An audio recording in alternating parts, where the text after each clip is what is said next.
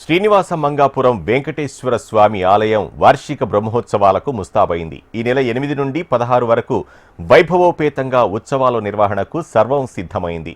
వేడుకలకు అంకురార్పణగా కోయిల్ ఆళ్వార్ తిరుమంజనం ఘనంగా నిర్వహించారు. బ్రహ్మోత్సవాల ముందు కోయిల్ ఆళ్వార్ తిరుమంజనం నిర్వహించడం ఆనవాయితీ.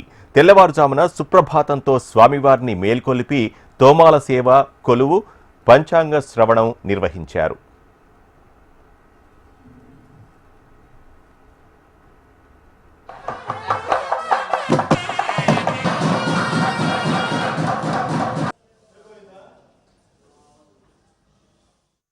ఓం నమో వెంకటేశాయ.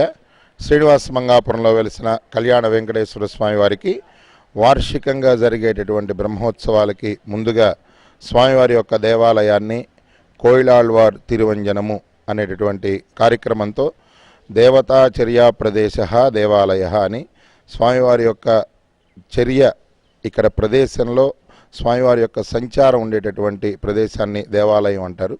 అటువంటి దేవాలయంలో కుడ్యమూలములు అంటే గోడల్లో ఉండేటటువంటి దేవతలు కానీ, రోజు స్వామివారికి ఆరాధనలో ఉపయోగించేటటువంటి పరికరాలు కానివ్వండి, వీటన్నింటినీ బ్రహ్మోత్సవానికి ముందుగా కోయిల్ అంటే దేవాలయము, ఆళ్వార్ అంటే స్వామివారు దేవత అని, తిరుమంజనము తిరుమై అంజనము అంటే ద్రవ్యసేవ అని, ఈ మూడింటిని ఒక చోటకు తీసుకొస్తూ అనూచారంగా తిరుమల తిరుపతి దేవస్థానం వారు స్వామివారి యొక్క వార్షిక ఉత్సవములకు ముందుగా ఈ ఉత్సవాన్ని జరపడం ఆనవాయితీగా వస్తున్నటువంటి విషయం.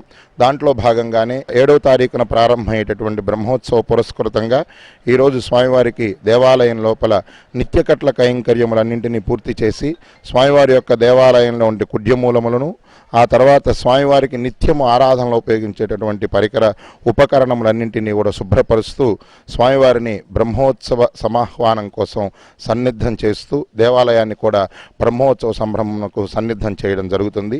దీనికోసమే తిరుమల తిరుపతి దేవస్థానం వారు యథావిధిగా శాస్త్రరీత్యా జరిగేటటువంటి వాటన్నింటినీ అవలంబిస్తూ ఎంతో వైదికంగా వైభవంగా ఈ కార్యక్రమం పూర్తి చేయడం జరుగుతుంది.